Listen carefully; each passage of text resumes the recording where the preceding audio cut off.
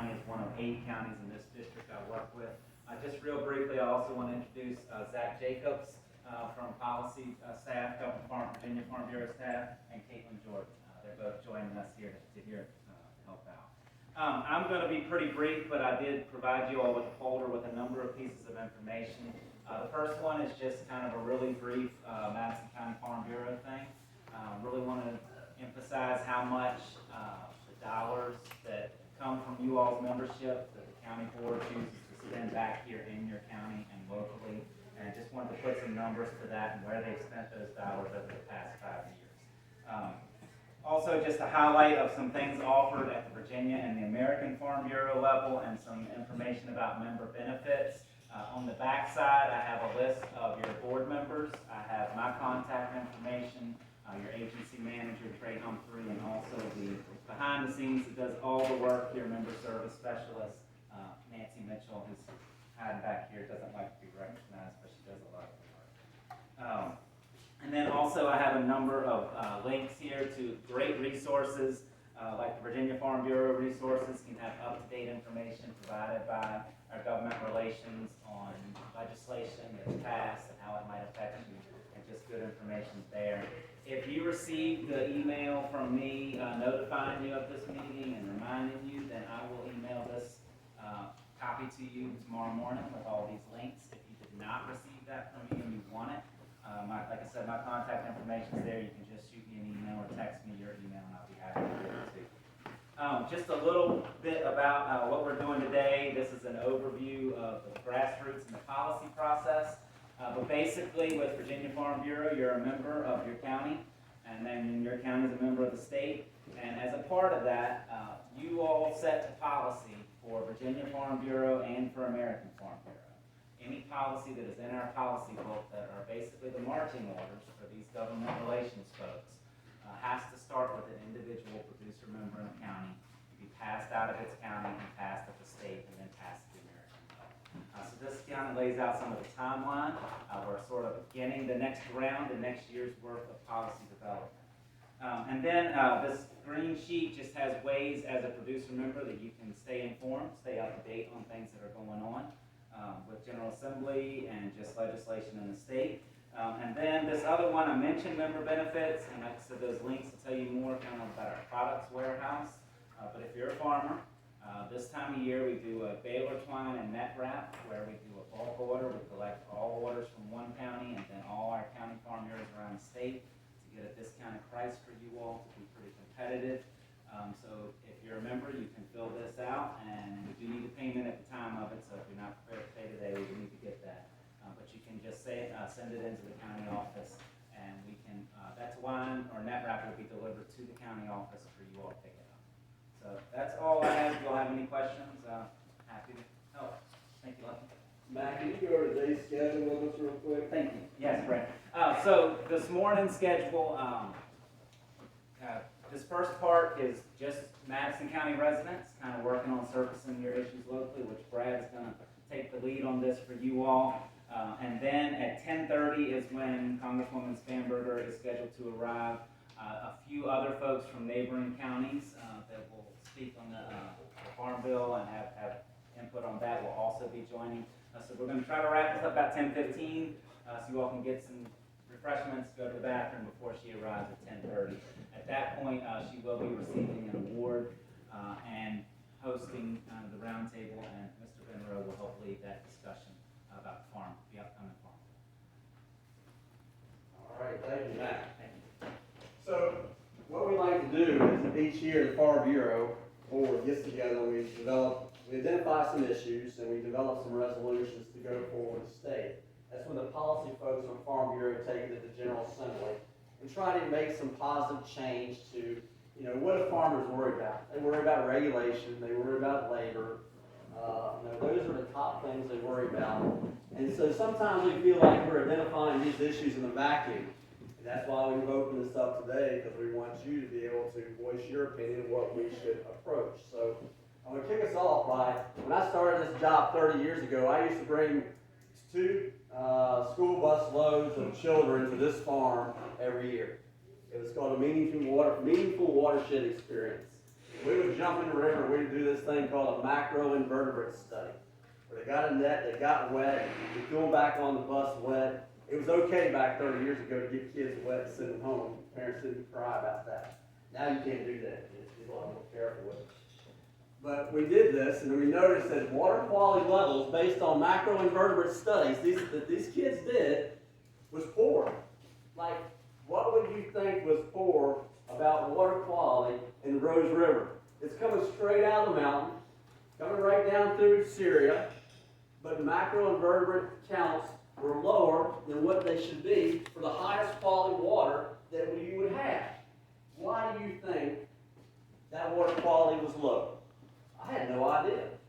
I couldn't figure it out. What cattle was in the stream? What was happening upstream? There's no farms up there. That's all Shenandoah National Park up there. So what was going on in that water? So after I asked a few questions, I guess I have to do the answer, right? All right. So there is a big belt in Ohio. It's an industrial belt that has these big companies, energy-related, different companies making fertilizer, making lots of different things. They have these big smokestacks.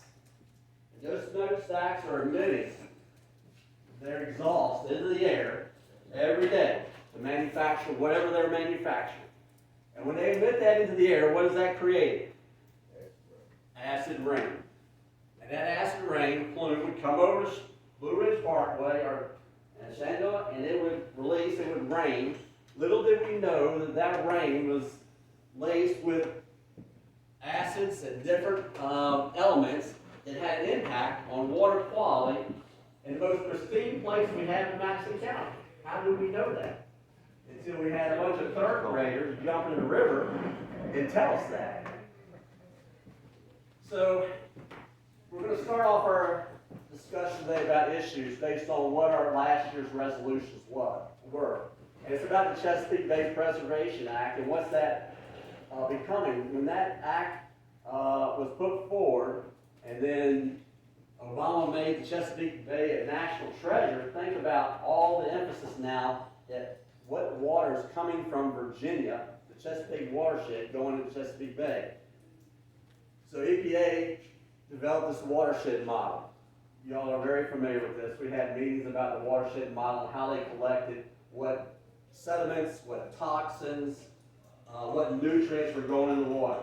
And when they unveiled this, it showed that Virginia and other states in Chesapeake Bay were putting too much in there, too much sediment, too much nutrients, so that Virginia had to come up with a plan to actually reduce those flows, and their specific goals would have to be met by 2025, or some other strategies that may not be voluntary anymore or be imposed on farmers. So the state of Virginia put together a bunch of things to put strategies in place to achieve that reduction. So the first thing we did was we did lots of money investment in livestock exclusion. We did lots of money investment in cover crops, making sure that the ground was vegetated. We did lots of investments in putting waterways in around crop fields. We did a lot of investments in riparian buffers, okay? Reports kept coming back that we were reducing it, but our rate of reduction was still not great enough to achieve those goals by 2025. So then we went to resource management plans where farms could actually do an audit of their own farm of how they could individually have an impact on what their farm emitted. And then last General Assembly, it serviced that farms that had 25 or more cows or farms that had 30 acres or more of cropland would have to do a nutrient management plan. I think this is the issue that's serviced in our board of directors because that pretty much matches a lot of the farms that we have in the area. You know, farms have 30 acres of crop. Farms definitely going to have 25. So we just made nutrient management requirements for farms that normally wouldn't have to. Farms that actually produce nutrients through their manure, which is a dairy or a poultry operation, or they imported that manure, like if you bought poultry litter or you brought in some sort of compost, yes, you would do a nutrient management plan to make sure you balance your nutrient budgets on your fields. But now you were just a guy who owned 25 cows, Now you're gonna do a nutrient management plan, regardless if you bring nutrients in or not. So we actually opposed that legislation for something other than that. So we didn't make up anything new, but we know something had to be better, because first off, there's not enough nutrient management planners in the state of Virginia. We even achieved that, by the way. But we only have like 3 nutrient.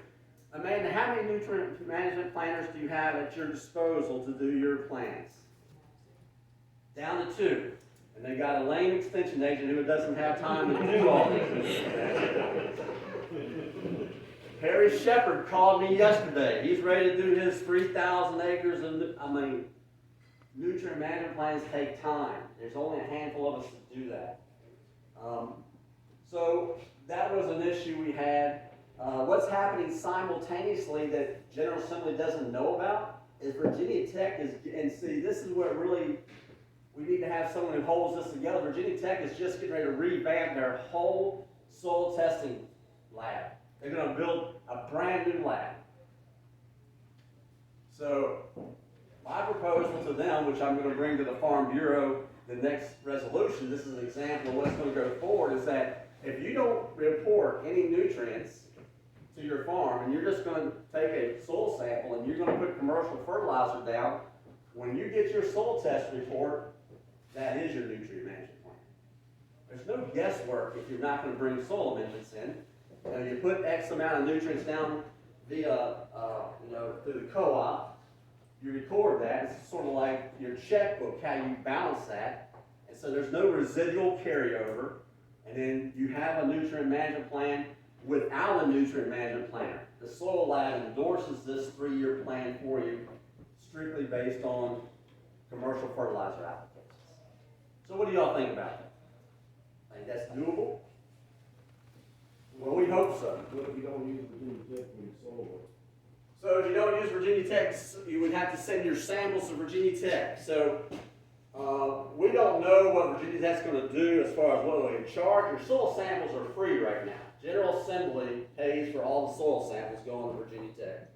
But if we do the nutrient management plan and we have something where a nutrient management planner at the lab signs off on a 3-year plan for you, it may be like a it could be a cost. It'll be minimal cost. I would say if you get your soil samples done somewhere else and you submitted your samples to the extension office, we probably can endorse them as easily as well. So that's a good question.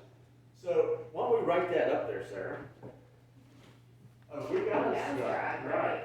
All right, so what the suggestion is that we think it's valid to develop nutrient management plans with just a soil test using commercial fertilizers. But the addendum to that is if you get your soil samples done somewhere else, could we submit them to your extension office and get the same plan written without the involvement of some outside nutrient management plan?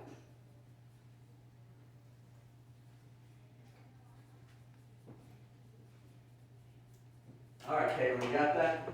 I think so, we'll see. All right. I'm glad you were sitting by the easel, because that worked out for you. I was ready to go. All right, yep, you were. So anyone have any more comments on the nutrient management plan? Does anyone think that's a good idea? If they're going to require it, then let's make a mechanism to make the requirement achievable, okay? That's just what our board thinks should be done. It's a good idea for people to sample every year. That's what? It's a good idea for people to sample every year, make it a lot easier. Sir, yes. So do you sample every year? So right now, would you be comfortable sampling every 3 years if they gave you a plan? Every year. Okay. So let's bring that up. You sample every year because, I don't know what to do. okay. So he wants to be accurate, so he wants to know specifically what phosphorus, potash, even micronutrients. What nutrients do you do other than the big 3? So you do macro and micronutrients. All right? So a nutrient management plan falls short of that, by the way.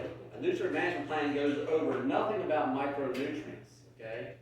So Sarah Weaver's dad called me yesterday, wanted me to tell him about micronutrients. Want to know how he supplements them, if they're worthwhile, if they're profitable, okay?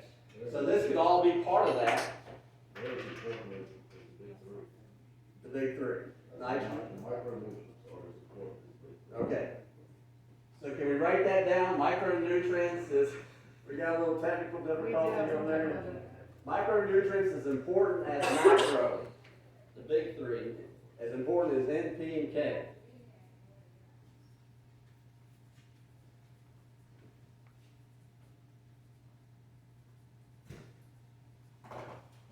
So that probably should be part of the plan, and the soil testing plan as well.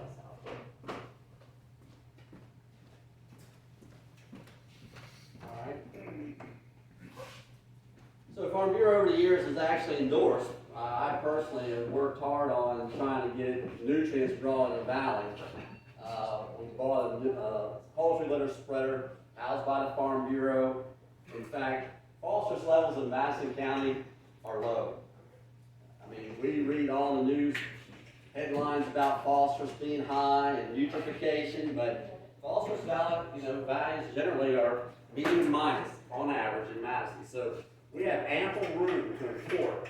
So I'm sure Amanda and Rod have no problem getting rid of their litter. None whatsoever. I took Earl Lamb out to do a manure stuff. We went and visited farms in New York to separate his dairy manure. He was planning on selling compost and manure to customers to add value to his manure. Did he ever do it? No. It ended up being too valuable to him used on the farm. He never sold the first drop of separated manure. It all went on his own fields. I remember Jamie's dad cleaning out that barn right next to the house. It all went back on the field. They used as much as they could. So that's one thing we're using right now is we're trying to make sure that any legislation going forward on nutrient management plan is responsible, is useful to you making decisions on the farm. Not a regulatory piece, but a decision-making piece for you. Anyone have any issues related to that we need to surface? Everything on livestock exclusion, do you like it? Do you dislike it? Do you like cover crops? Do you dislike them? I think the exclusion, I mean, there's places where it works and then there's places where it doesn't. Okay. If you made it mandatory, it would ruin a lot of ways. Okay. So that's what we're going at. So we're saying in 2025, some of the decisions will no longer be voluntary. That's kind of what we're worried about, that we want to make sure that we're responsible stewards of our resources, so we do practices that make a difference in this silly watershed model. Making livestock exclusion mandatory, I've heard this many times, not just from James, could just collapse us, because there's plenty of places in Madison County where it's not even possible. You start fencing out tributaries, you would have slivers of land here and there. And it would just make no sense to put fences there, because they would just be washed out, or you would render residual land that was not fenced unusable, because it would just be such a small tract. So some type of common sense approach has to be instilled with soil and water districts to do livestock exclusion. You know, we have guidances and these rules of how you do, but those districts are hand-tied to how they can use their own decision, their own experience to modify them to make sense to the farm. Okay? We still want to have the same water quality benefit to that, but at least give the conservation planner from the district the ability to make a common sense decision on whether I knock out a 5-acre paddock just because it just is rendered unuseful once we do this fencing. That's just an example I think James is talking about. James is working on a farm that happens, where you have slivers of land that just are hard to graze right now because of the way the water. We're cursed and we're blessed with abundant water supply, surface water. So we're blessed because there's plenty of water out there to do our grazing and do our farming. We're cursed because when we start trying to protect it with fence, it makes it really challenging. All right, anybody else?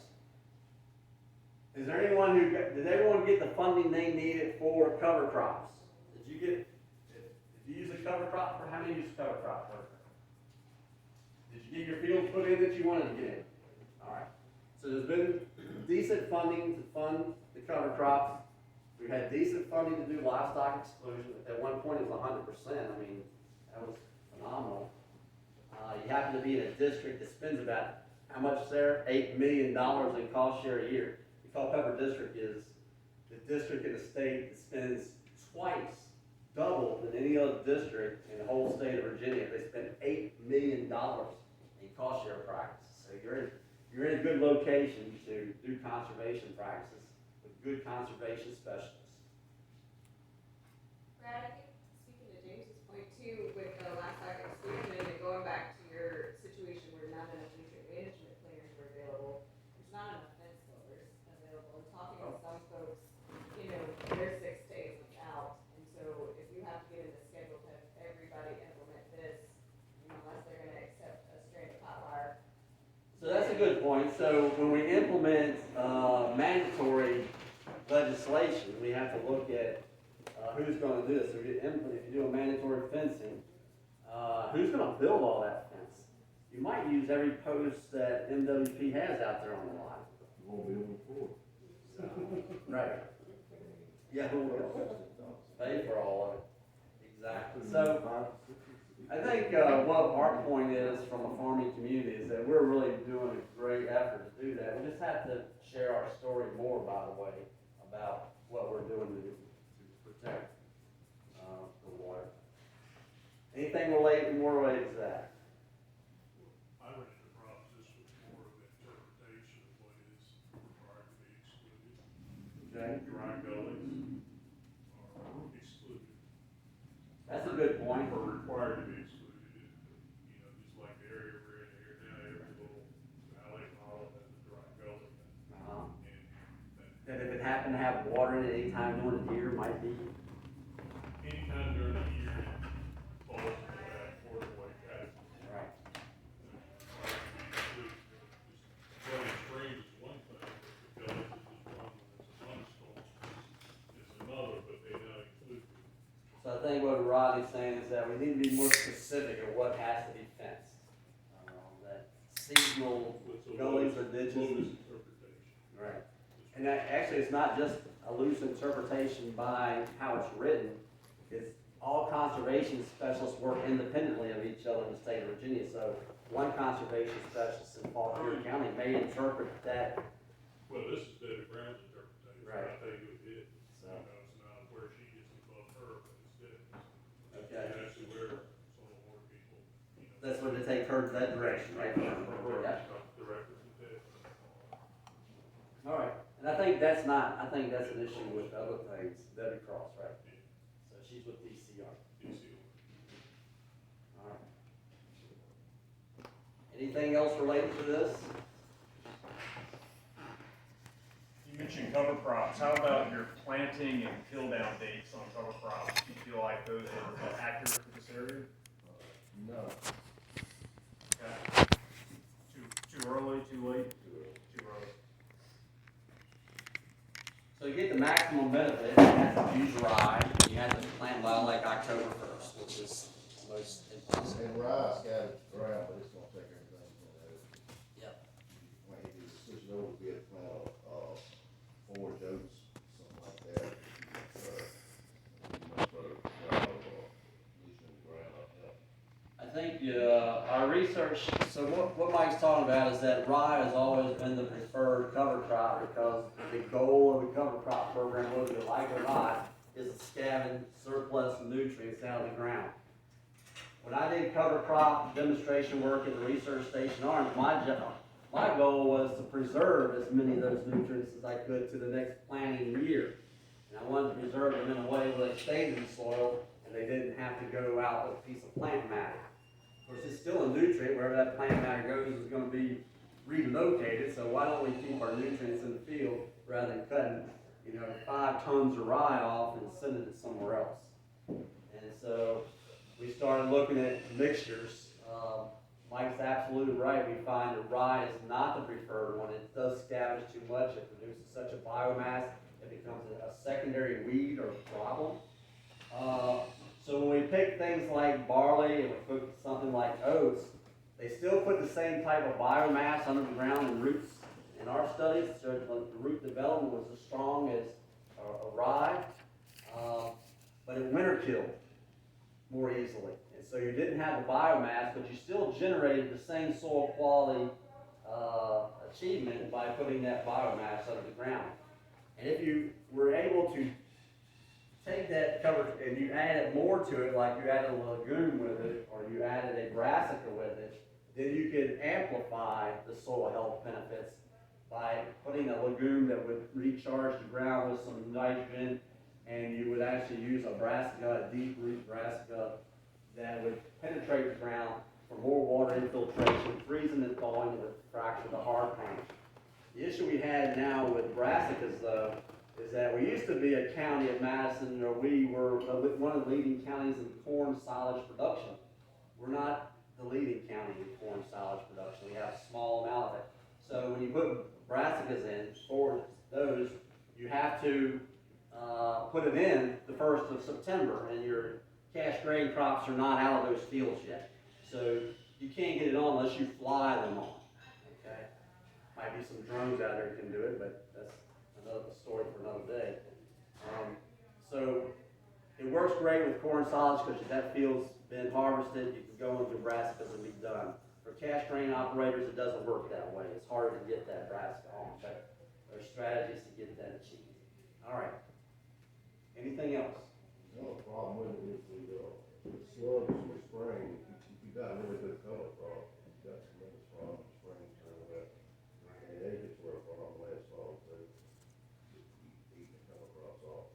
So we had a big surge of slugs when we started increasing the biomass and organic matter on these fields.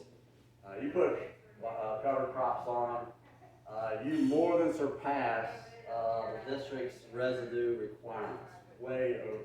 And so when you leave that moisture on the ground, we were trying to achieve more moisture, more organic matter. There's advantageous detrimental insects that enter the picture. This would be slugs. Also, Mike's reporting aphids became an increased problem as well. And so, you know, when we start going down one lane, sometimes things start changing, and I mean, that kind of moves us into an invasive species discussion we have to deal with, as well as an industry with, you know, the spotted lanternfly, the marmorated stink bug, stilt grass. There's lots of new invasive species that are really having an impact on farming. And I told someone the other day that I actually found Mexican bean beetle in soybeans in Madison last year. So has anyone ever had Mexican bean beetle? I've never seen a Mexican bean beetle in Madison until last year, and I had 100 acres of beans that were fully infested with Mexican bean beetle. And so things emerge, and we have to react to them quickly and figure out how we're going to manage them. So let's put down there emerging invasive species and things like that. All right. Anyone else have any outside issues that we haven't discussed yet? Something new? We go down a different path. Madison actually is in the middle of their comprehensive planning process, so you know some of this will be lessons we could learn just for that process as well. So I'll bring what we have here and take it to the group that's working on ag issues.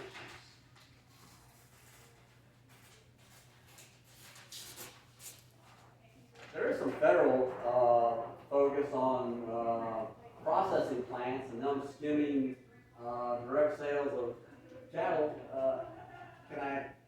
What do you know about that, Clay? They're investigating packers and about maybe taking more money out of the farmer's pocket. Do you know any background? Well, not much. It kind of all boils back to price discovery. And what is it, 30% of the cattle traded are on the open market, and the rest are basically all private transactions with no price discovery, and that's the reason to go with auctions. The packers are basically setting prices, and now they're doing like antitrust stuff on them, trying to rule, saying that they basically are kind of controlling the whole thing and then blocking the prices and then not passing on any kind of premium at a retail or a slaughter side to the actual farm. So this is actually a big concern of cow-calf producers all the way to feeders to the retail. So both ends, the retail, the food lines of the world, and the producers of these calves and fat cattle and weaned calves, they're the ones that are getting skimmed from on both ends. So that is the crux of the investigation by the federal government, is this price fixing and establishing. I don't want to talk a lot of details about this because they're still investigating all this, so we don't have a tremendous amount of details. But I do want to bring to the point that Madison County has some of the best livestock marketing opportunities of anywhere in the state of Virginia. When I came to Madison County, I was amazed at how many cattle came to Madison County. Not just Madison County cattle even. So when I started working, I ran a feeder pig sale. I ran a graded lamb sale. I worked with the Culper Madison Feeder Cattle Association. I worked with Tucker Livestock because lots of people work with. So I worked with Madison Livestock Exchange. There are endless opportunities in Madison County to market livestock. And it was evident when you looked around, there were still lots of feedlots in Madison County. People were weaning calves and not selling just weaned calves. We had enough crop ground to produce feed. So there's lots of fat cattle in barns because there are places to sell them. Also, I forgot, the Piedmont Slaughter Cattle Association was another association I worked with as well. And so, on marketing, y'all have anything on livestock marketing you'd like to share?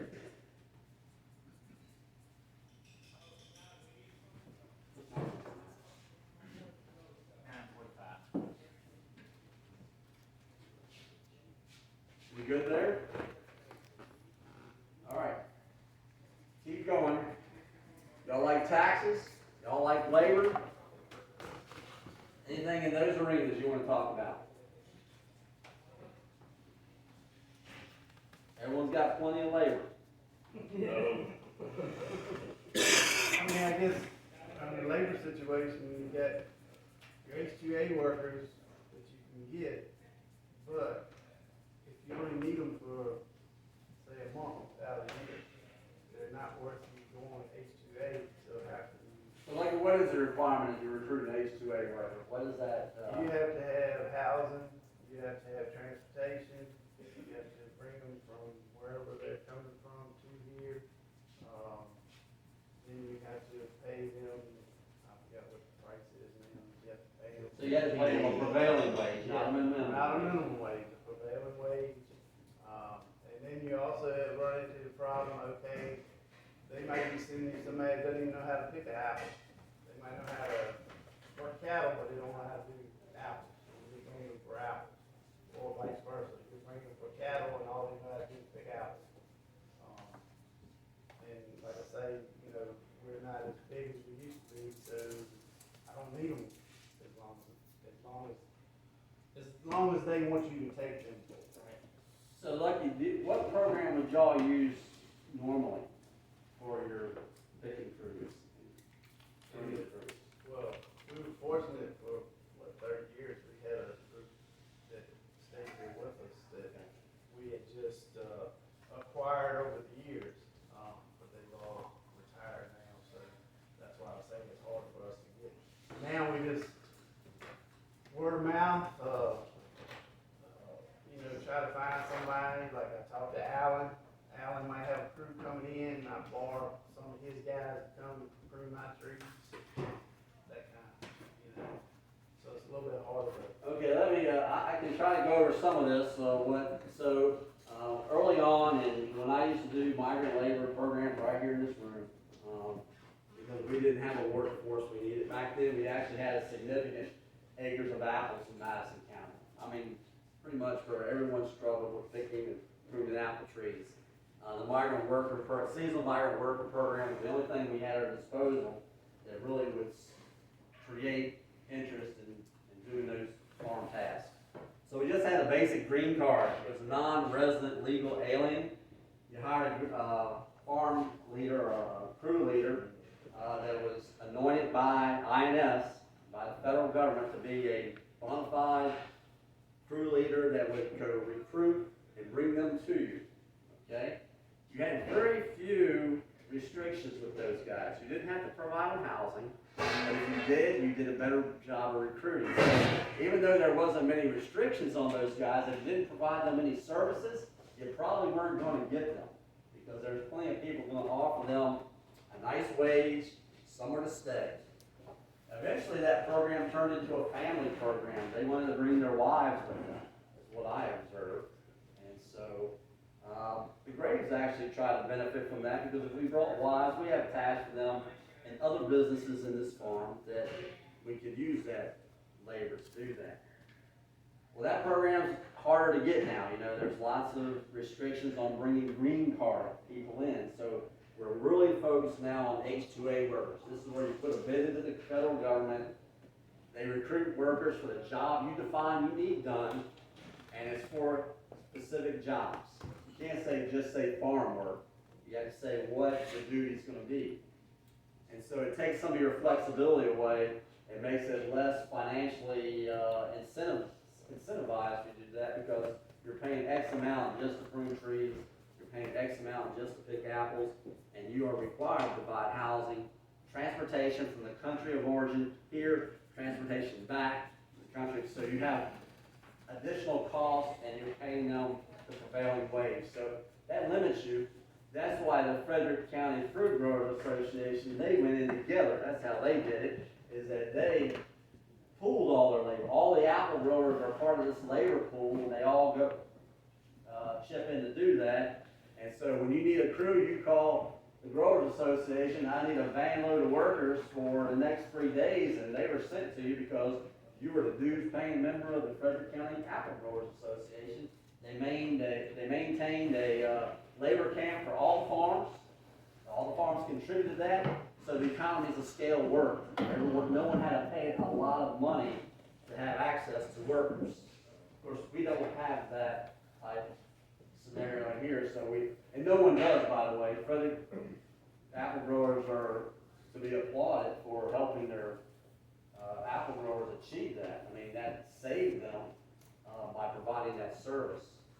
So we need something else for the everyday, small farmer that's growing apples or vegetables. It's not just apples, If we're going to produce food to sell at farmers markets, we've got to have people to plant it, take care of it, and pick it.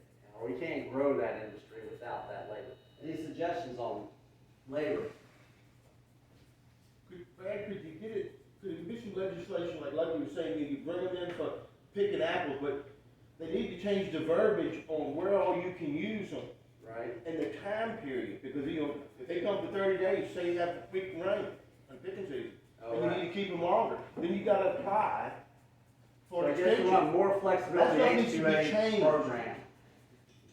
Yeah, there's lots of things out of your control that will happen to you. And yeah, also the application fee for a small grower, whether you're bringing 1 or 100, it's $3,500 to $4,000 in the application fee. That's a chunk of change. Right. Lucky, you mentioned a lot of times when you bring in the labor, they don't have the prior job experience that they need. Are you seeing that becoming an increasing problem?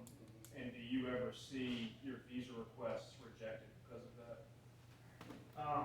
Well, to tell you the truth, in the last couple of years, we had applied for it because, just for the hardness of doing it.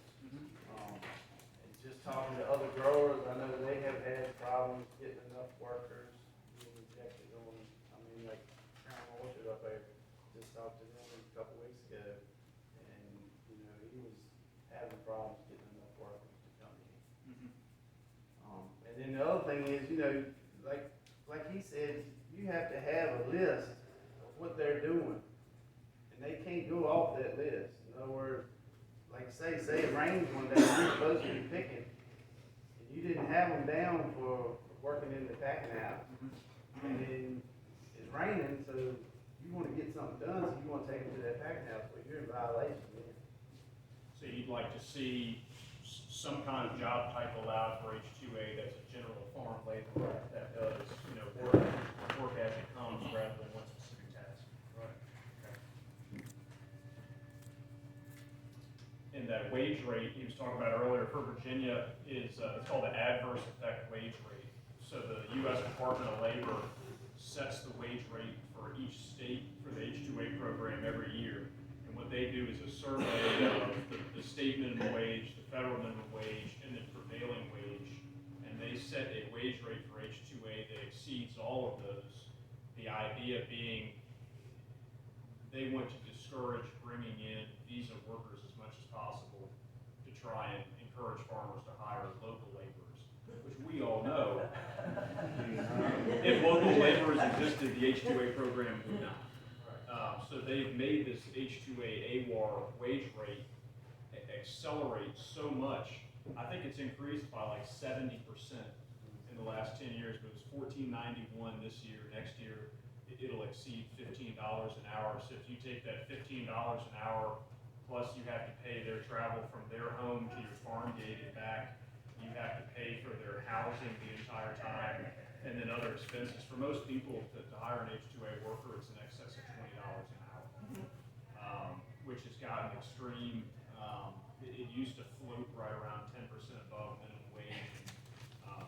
Now it's double the federal minimum wage. And tax-free money too. That's right. When they come in, there's no taxes on that money that they earn. So to kind of show you some things that we do locally on farm labor is that we have a fairly robust 4-H program and FFA program. Okay, so we are really about training kids in the workforce. We actually have interns that we bring into Madison every year to do summer work with us. So but that's pale in comparison to what the work out there is needed.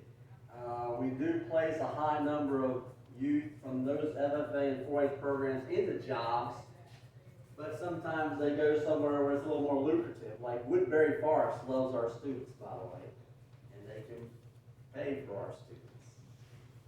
So there's lots of industry out there, co-ops. Clay has hired lots of our kids from our program. Hopefully they come with a foundation set of skill sets that he can work with, he can get them started. So that's some of those training programs are existing, but you know, they're just, we're just molding the upper the kids that already have a desire to work in agriculture. They're easy to keep pushing. You know, people who don't want to work, they're a little bit hard to push to need a job. So. All right, any more on labor? I think the biggest problem is a lot of them don't have any experience either. They might want to be in agriculture, but they still don't have experience. And you can't afford to pay them $15 an hour or 20, whatever, because that's what they got to mow grass last summer or. That's what they got to do, by the way. Or whatever. And you can't afford to do that for sending somebody out to fix fence or Right. something that you can't rely on them to just take off and go with. No. Well, let's talk, what's the solution to that? Do we have any possibilities that we can? Actually, I tell people that if you're gonna go to the farmer, you better have a boatload of kids. Maybe once you don't have to go to the law exempts them from different things. Then the other issue, not only you have to pay them a lot, then you have to have a package to keep them there as well for benefits. Right. And a lot of farm operations don't have those in place. But some They hardly have them in place for themselves in some instances. That's bad. But that's another issue, just being able to put all that together as an operation offer. And so we're actually got our hands tied because our commodity prices are very vulnerable to ups and downs. We can't set a budget that's reliable from year to year, so if we want to up our incentives of buying labor, it's a true risk that you are budgeting for, that you actually get X amount of dollars from your commodity coming the year, but you budgeted for additional benefits